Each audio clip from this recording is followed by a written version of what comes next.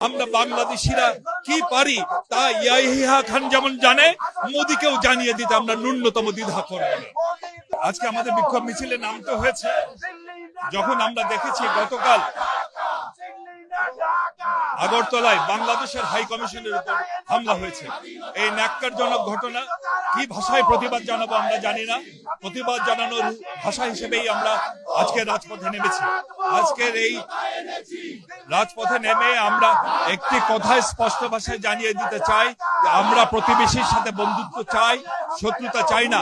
কিন্তু জোর করে আমাদের উপর যদি শত্রুতা চাপিয়ে দেওয়া হয় তাহলে তাদেরকে বুঝতে হবে আমরা বাংলাদেশিরা কি পারি তা ইয়াহিয়া খান যেমন জানে, মোদিকেও জানিয়ে দিতে আমরা ন্যূনতম দ্বিধা করব না। বাংলাদেশের বন্ধু হতে পারে না। আমরা এর তীব্র double million offer Walton fridge কিনে পেতে পারেন 20 লক্ষ টাকা, রয়েছে কোটি কোটি টাকার নিশ্চিত উপহার। প্রতিবাদ জানাই। তারা এমবাসির প্রাঙ্গণে জোর করে ঢুকে গিয়ে আমাদের সেখানকার বাংলাদেশের যারা সেখানকার স্টাফ, বাংলাদেশের যারা এখানে কর্মচারী, তাদের গায়ে হাত দিয়েছে। ওরা কাপুরুষ না হলে নিজের দেশে অন্য দেশের এমবাসির মধ্যে ঢুকে তারা বিরক্ত দেখাচ্ছে। এরা কাপুরুষ ছাড়া আর হতে পারে না। বন্ধুরা আমার, এরা আন্তর্জাতিক কনভেনশন, এরা জেনেভা কনভেনশন ভঙ্গ করে তাদের নিজ দেশে অন্য দেশের এমবাসির নিরাপত্তা তারা দেয়নি, তারা নিরাপত্তা দিচ্ছে না।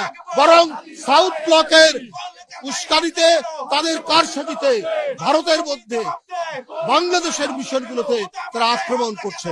এটা আমরা মনে করি সরাসরি এক ধরনের আগ্রাসন, সরাসরি বাংলাদেশ বিরোধী একটি সাম্প্রদায়িক শক্তি, দিল্লির সাম্প্রদায়িক শাসক গোষ্ঠী এই ডাইরেক্ট, এই ভার্টিক্যাল, এই ডাইরেক্ট আগ্রাসন তারা চালাচ্ছে।